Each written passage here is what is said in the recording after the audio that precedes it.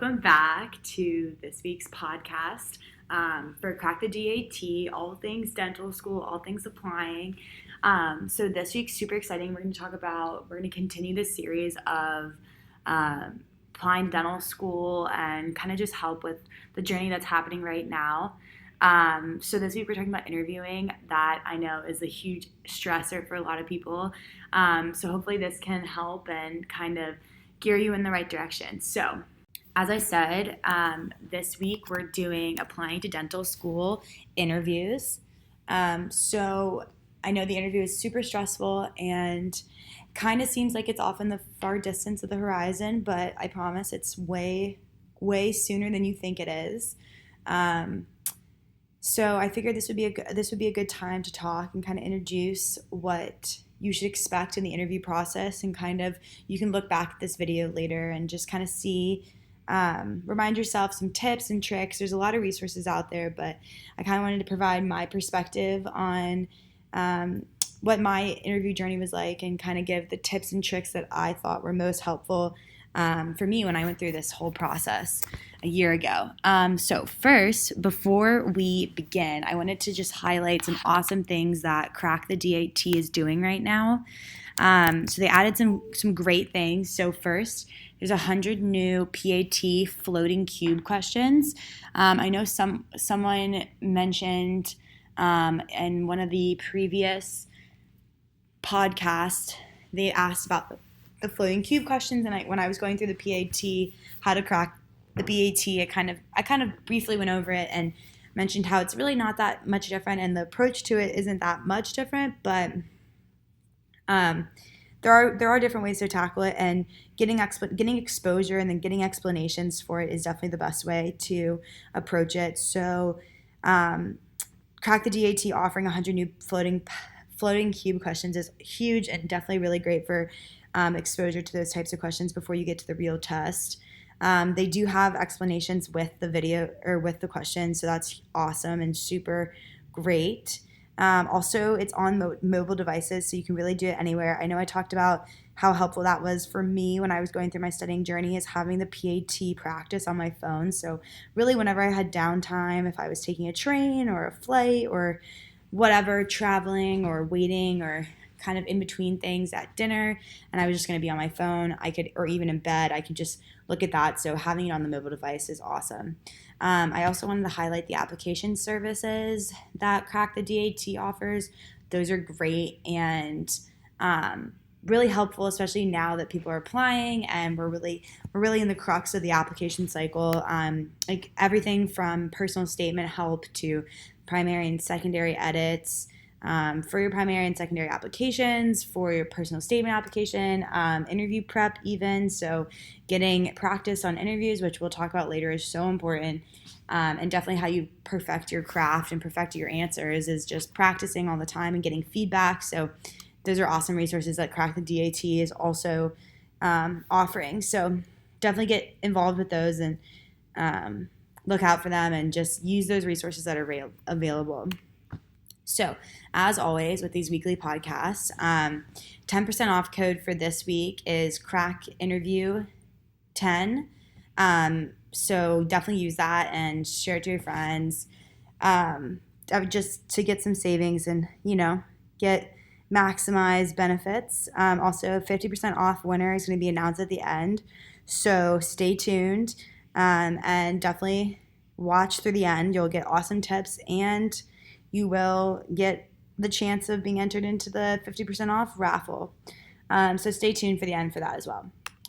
So kind of to begin this interview journey, I wanted to start with getting invited. So this is a super exciting time. I remember when I got my first interview invite, I was over the moon and I was just so elated that finally my hard work is paying off and that I was having the chance to really show off me and really give the school a very strong consideration, because I feel like when you're applying, you're kind of throwing your application out there. You're not really sure what you're going to hear back from, and then you get the interview and you're like, oh my gosh, like it's real. So I want to start with that because that's going to be coming up and that's super exciting. So first, it's on a rolling basis.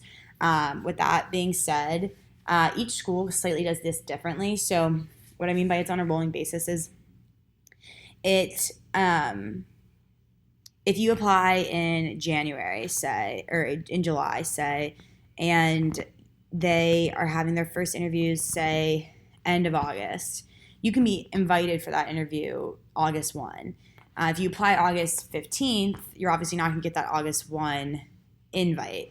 So they kind of read their applications as they come and then extend invitations on a similar sort of rolling basis. And invites kind of start coming out in August. They pick up kind of throughout the fall, August, September, October as well. Some schools go and they interview and invite interviews until January. Some schools go into March. Most schools stop in December, so most schools have only like a few interview dates in January or February. But again, it really all depends on the school. Each school does this like slightly differently, so you really just got to make sure you're following your school and making sure you know what's happening with their deadlines. I know things are also a little bit different with coronavirus as well, since interviews are going to be online, and that's going to be definitely a difference. So with that being said, they might extend them differently. They might do different sort of interview dates, but I'm trying to giving my perspective into what I experienced. So December 15th, it was our acceptance day. So last year, December 15th, I think maybe the 14th, but December 15th was the day that schools extended their first acceptances. So most schools had interviewed most of their applicants that they were going to interview by that time so they could extend their acceptances. And then put you on wait lists or reject you. Rejections didn't come out, but acceptances came out that day. So once they extend their acceptances, I think you have a month to respond and accept the offer. And so if you don't accept the offer, that's when they start to extend more interview invites. So that's how you get the January, February, March invites. But those are after they fill majority of their class. So that's something to keep in mind as well with timing. But again, things might be slightly different and adjusted with COVID. So things might be like a little bit later or a little bit pushed back. Some schools only have a few dates. So some schools only have 3 interview dates. Some schools have dates every weekend. Some schools have dates multiple times a week. That all depends on the school and how they interview. So I know for me, some schools had interview days that had like 150, 200 kids, and there was only 3 dates. Other schools had 8 kids total, and you were the only ones there. It was very intimate and very small group. Other schools were in between, so other schools had like 20 people. Every school kind of does it differently. So you kind of just need to, again, pay attention to the school. So it depends. It really depends. Also, some schools let you choose what date you go, so they'll offer you 3 dates. Some schools won't choose, and they'll pick for you and say, "Hey, you've been invited to interview on this date." So that's kind of something to keep in mind as well. And I've always gotten this question, and I had this question. I never came into this situation, luckily, but I have had friends who've had the situation. And it's a tough one, but if you get 2 dates on the same day, so 2 interview invites on the same day, you have to pick the school, prioritize the school that you'd prefer to go to, and then let the other school know that you can't make that date. But you need to know that, or keep in mind that there's no guarantee you'll get another invite. So, for example, the schools that only do 3 interview dates the entire application cycle, if you say no to an interview date, you're going to be put back into the pool to be considered in the next interview date.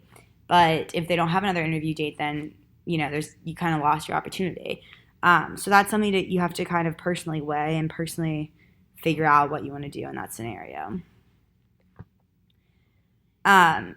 So general tips for interview day. So I kind of want to start after getting invited. I wanted to start in just general tips. So I have 1,000 different thoughts and advice and pieces, and just kind of wanted to get the ball rolling and get my feet wet, kind of, so to speak, just to kind of have some jumping points and get you guys have some tips. And then we'll kind of go into like different types of interviews. that you could experience and what to expect with those. But these are just my general tips, which I feel like everyone should hear, at least from me, hopefully multiple times, not from just me, but just information and tips that I found super helpful when I was doing the whole doing the whole interview process. So, excuse me. The first piece of advice I have is be polite. So that one should probably obviously be pretty self-explanatory and intuitive. I hope that you know to be polite. But what I kind of wanted to highlight with be polite is be polite to everyone. So from the moment you get there, every person you talk to every person you interact with, just be polite, be nice, be respectful, be conscientious, and considerate, because this kind of goes into the last little bullet of your interview starts the moment you arrive. But it really truly does, and I'll save that till I get there. But just be polite to every person you encounter, because you don't know who's watching truly. You don't know who's evaluating you. Be punctual. So that's a huge one. I don't know if anyone's – I know probably people have heard of the phrase be fashionably late. Obviously, that does not apply in interview situations. But I remember I was showing up at like one of my second interviews maybe, and I was walking from my hotel. It was an out-of-state interview, and I was walking from my hotel, and I was like 15 minutes early. I had gotten to the place 15 minutes early, and I was like, oh, like, man, I really don't want to be like the first one there and like only one there, and like having to make small talk and be awkward and nervous and whatever. So I took like a little walk around the block and ended up being probably like 8 minutes early instead of 15. And I was the last one to arrive. So I promise you everyone else is going to be early. That's kind of what I learned from that experience, is that you're not actually early. And I had this one person tell me a saying that if you're early, you're on time. If you're on time, you're late. If you're late, you're lost. So I think that's really true to be the case for interviews, is that if you're early, you're on time. So just make sure you're early and that you get there with ample time. Also, the other thing too is if they say to be there 15 minutes before, be there 20 minutes before. Don't really hit the nail on the head of what they say. Be early, and that shows punctuality, that shows accountability, that shows time management, that shows a lot of things to the interviewer. So you just want to make sure that you're prompt and that you're punctual. Next is be prepared. So know what they want you to bring and have it. So be prepared is on a lot of facets really important. So we'll talk more later about the be prepared of know yourself and know what your answers are, know your experiences. But what I mean by be prepared in this sense is I mean physically be prepared. So I had some schools request a passport-sized photo of myself. I had some schools request pens. I had some schools request something else. I had a little notebook that I had to take notes down, and that was really important to me, is having to jot down like things I liked about the school, things I didn't like a place to write down the interviewer's contact information, just stuff like that. Be prepared. Know what they want you to bring, have the documentation that they need. You don't ever want to walk into a situation and not have something they need. I had a smaller interview. I think there was probably like 8 kids, and they asked us to bring a small photo of ourselves with like this like document. And one person had forgotten it, and there was only 8 of us. So when the director of admissions literally walked around and was like, "Hi, can I have your whatever? Can I have your whatever?" Every single person, but one person didn't have it, and it just was noticeably uncomfortable. It was one of those things where you were like, "Okay, well that was clearly an avoidable mistake." So it would have taken 2 extra minutes to read the email we got a couple months ago. So just be prepared on what to have and have it. Know what you wrote on your application. So that's kind of another be prepared, but in a different way. So we're going to talk about this, but some interviews are open note, open file, and if they ask you a question about your application, if you highlighted something that you didn't actually fully do that well, or you didn't remember, most of the time you're going to be applying in midsummer. So you're applying around now into August. And then sometimes you're not going to interview until December. So that's like a substantial amount of months that you're doing school, you're working, you're traveling, you're doing something else where you're not thinking about your application. and then you get to the interview and they ask you a question about something you highlight on your application and you totally forgot what you said. You don't want to ever contradict yourself in an interview. So definitely just know what you wrote on your application. So what I did for this in particular, I printed out my application. So I printed out my primary and my secondaries for each school. And before I went, I had a little printout of it. And I would lay in bed before my interview night, like the night before my interview. I would lay in bed if I was in a hotel or friend's house or my house or whatever. I'd lay in bed and I would go through the printout of what I had and I would highlight things and I would take little notes and say, like, star, like, good to answer this question, like, make sure highlight this, like, stuff like that, where I just was rereading what I wrote so many times that I just knew exactly what I was saying, like the back of my hand. And I know that's kind of, it sounds silly to say would know what you wrote because you're writing about yourself, but truthfully, like, you're trying to highlight everything about yourself. And it's really easy in a high tense, high stress situation to forget or to not remember what exactly you said. So I found that to be really, really helpful.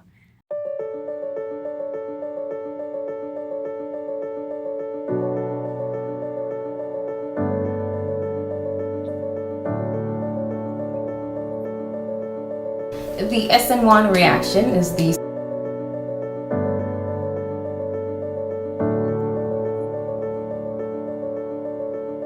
In keyholes or apertures, you're given an object. Figure out the molar mass of it. So we were given the mass, and you get. Next, your interview starts from the moment you arrive. So this is what I was kind of talking about earlier, and this is, I think, so incredibly important.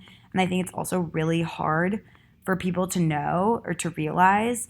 And it's really important for people to realize is that everyone is watching you and evaluating you. So from the people who welcome you, who introduce you, who sit there and kind of direct you where to go, down to the students who you interact with, to the volunteers, everyone who you encounter from the school is a part of the admissions team in some facet and who is making that day, creating that day for you, and they're all watching you. So you need to treat every single person, even the other interviewers, actively and engaged and with respect and as if they are a direct interviewer, as if they're a part of the decision that whether or not you're going to be accepted.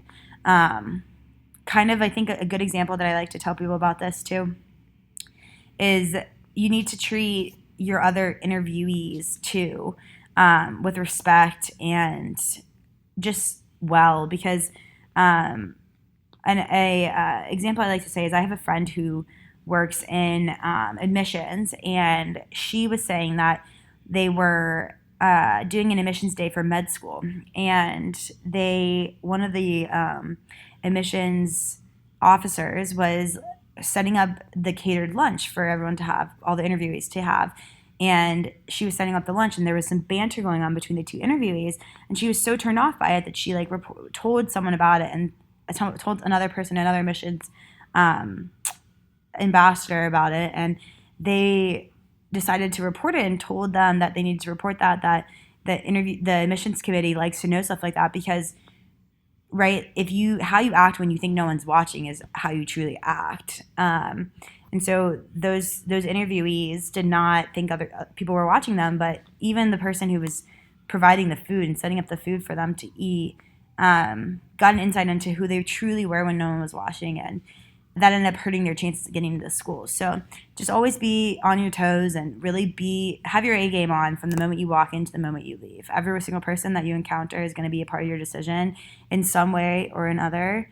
So definitely just be on your A game.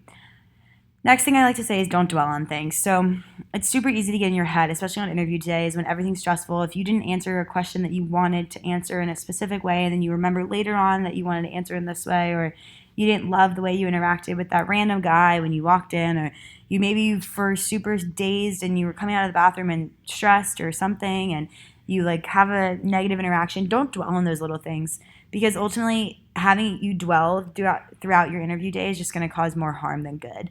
Let things go, live in the moment, and just really try to be your best self in every moment that you can during your interviews. So more practice, and this speaks to the kind of what I was saying earlier about crack the DAT and the admissions application services that Crack the DAT does is you want to practice for interviews. You want to say every answer you have to every question, to every possible question, to 100 different people. You want to get everyone's feedback. You want to kind of formulate and work on crafting and perfecting the art of how you present your information. And you want to get everyone's opinion, because honestly, the more you practice, the more comfortable you get at talking about yourself, at highlighting things, at not stumbling, at speaking fluently, at perfecting eye contact, non-verbal body cues, just stuff like that. It's not fully natural, and some people it comes easier than others, but just practicing a lot is just really important to making sure that you're presenting the best version of yourself on interview day. Google the school and prepare answers to commonly asked questions. So I would always look at Student Doctor Network, but if you Google the school and you Google interview questions, there's 100 different resources that provide commonly asked questions or questions that were asked during their specific interview day. And I would always go through school by school before my interviews and write down the questions that were new, that I hadn't seen, or that I don't necessarily knew I would know the answer to right off the bat. And I would just sit there for a minute, formulate an answer, and then I would go practice with my friends. So just being prepared for whatever the school could throw at you is definitely really important. Also, each school kind of has its own little quirks about what kind of questions they ask or what weird question they ask. So being able to be prepared for that is definitely helpful. Run the answers by your family and friends. I already kind of talked about that, just practicing. Try answering in front of the mirror to see if you do anything funny while answering questions. I had a friend recommend me do this, and it was very actually insightful. When I was talking, I was looking at myself, and you kind of see what you do with your nonverbal cues. You see if you talk with your hands, if you make weird faces, if you kind of smile, don't smile, or too enthusiastic, not enthusiastic enough, how you hold yourself, your posture. It's just a really interesting way to watch yourself answer and kind of see what you do with your nonverbal, and just kind of look for big glaring, things that aren't necessarily like what you want to present yourself as. Don't necessarily memorize answers. Just know the key things you want to highlight. So one thing that you definitely don't want to be is robotic, and you don't want to sound like you've rehearsed this and you've practiced this. Just kind of have ideas or moments that you want to highlight or that you want to reflect on, and that can be used to answer multiple questions. And then once the question's asked, however it's phrased, in whatever facets it's phrased, kind of use your experiences and your little back pocket examples and just weave them into the questions. Don't have set memorized answers to questions, because maybe the question will be phrased slightly differently. So you're going to have to rework it and kind of play with it and make sure it molds into the question, not necessarily just a robotic memorized answer. That goes into the have a few examples in your back pocket you can spin for most things. So just having those examples that you're able to then fit into the realm of the question that that is being asked of you. Succeed on your dental admission test. Study less and score higher. Check Crack the DAT now at crackdat.com. Ask them questions, be engaged and move the conversation. Don't be robotic. So they give you an opportunity, and sometimes this is the majority of the interview too, which is really intimidating, but they give you an opportunity to ask them questions. So definitely have questions prepared. But if you ask them a question and they go on a tangent about something else, don't then go 360 backflip into something else that's totally irrelevant that you just remembered that you memorized as a question you wanted to ask. Kind of pry within that. What interests you? Can you elaborate on that? How did you get into this route? Oh, you mentioned this. Like, what did you think about this? Kind of use that to build into the conversation so it seems conversational and you seem like a real person, not like a robot that memorized answers. So now we're going to go into different types of interviews. So we have the closed file interview. So the closed file interview is you go into an interview and they've never looked at your file and they don't know anything about you. So they haven't read your file. So this one was kind of hard for me. And when I had a closed file interview, I was a little bit thrown off because you have to assume they know nothing, right? And you have to present everything about you. But you kind of already wrote everything about yourself in the interview. But then you have to take a step back and say, okay, this person knows nothing about me. So you have to give them the background they need. So if you say, give me an example of a time you've been empathetic. And then you say, in my work and blah, I do this. Here's how I'm empathetic. Like, you have to set up the scenario in which you're giving them the answer. You can't just go to the answer. And really sell yourself. That's the other thing in closed file interviews is they really know nothing about you, so they're looking for you to have the passion. Whereas if someone's read your file, they can ask you and see how passionate you are about something. This one, you really just need to throw your heart into the answers. So open files, I would say, in my personal opinion, a little easier than closed file. And I say that because the interview has had the chance to look at your file or has it with them, and they ask questions about directly what's on your file. So whatever you put in your application, you clearly are passionate about and you clearly have done, so you can speak to those experiences. So I think that's a little easier because they're going to ask you directed questions or pointed questions at certain things that you've done. And obviously you've done them, so you're going to be able to talk about them easier than them saying this open-ended question where you have to kind of fill in the blanks. You still need to assume that they haven't read everything. So if they say, tell me about your experience in blah, assume that they maybe just saw the title blah. Assume that they didn't read your little blurb about it, that they don't know exactly what you've done, and sell your passion for that thing. Feel free to elaborate on things, provide deeper insight, understanding of yourself. So don't assume that just because you've kind of already said it that you can't show how truly passionate you are about that. Draw in connections to more things you've done. Don't be a regurgitating robot of what you've already written on your application. Clearly they've read your application, so kind of provide the story. And that's what I mean by the last thing, show, don't tell. So provide the story, provide the background, provide the color to the picture. Don't just sit there and say, I did X. So the next kind of interview is a student interview. So this is when the student interviews you instead of a faculty or a staff member. This is still an interview, and I think that's hard because they are ultimately only a few years or the same age as you or even younger than you. But it is still an interview, and you still need to respect them because ultimately they are, like I said, every single person is a part of your decision. So be polite, be respectful. Treat them like adults, treat them like they are your faculty interviewers. And also really use this time to get their insights. So ask them questions about student life, ask them about what they do in their free time, ask them about their life, and kind of use that as a good guider of how the student body is and how, like, could you see them being your best friend? Could you see them being your friend? Would you want them to be a classmate? What's the dynamic? And that's a good opportunity to hear a student's perspective, but also try to wow them. Ultimately, you are trying to have them want you as a classmate as well. So it's kind of a back and forth. But do ultimately, I think, really importantly, respect them and treat them as if they are a very serious interviewer, because they are. So MMIs, I never actually interviewed any school that had an MMI. I did do an MMI workshop just in case, but none of the schools that I applied to were offering MMIs. MMIs are multiple mini interviews. They're less common. They are less common, but some schools do them. It's multiple mini interviews. So this is when you walk into a room and you read a scenario and you have to respond. And there's one person in there, multiple people in there. You're just it kind of shows how you act on your feet. It's role playing. A lot of them are ethical scenarios. Things that they're looking for are clear communication in team settings and your ability to think on your feet. One big piece of advice that I was given, and I also would love to share with others, is that you want to really know your personal opinions and your standpoints, your viewpoints on things. You're going to be put in like tough ethical situations that kind of render different approaches and different sides, and you want to kind of know where you stand on a lot of issues before you go in, so that when you do encounter something, you're not pliable, that you can take a stance. But it also is important to see both sides of the story. So last type of interview is a panel interview. This one also is very less common. It's you and it's a panel of interviewers, so it's like 4 interviewers and then you.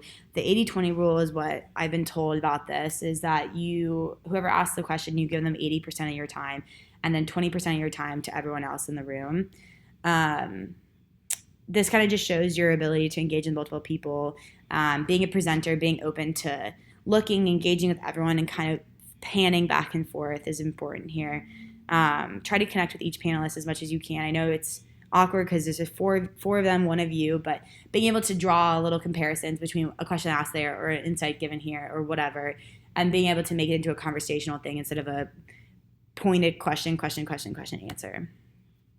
So last thing that I love to tell people, and I think that this is so incredibly important, is always follow up with your interviewers after the interview. So always get their email address, their phone number, whatever, and write a little thank you. Thank you for your time. Include a personal anecdote about something that you bonded over, or some insight they gave you, or something that would be helpful for you, and draw the connection of why that's important. And then thank them for their time again, and that you are excited about the opportunity.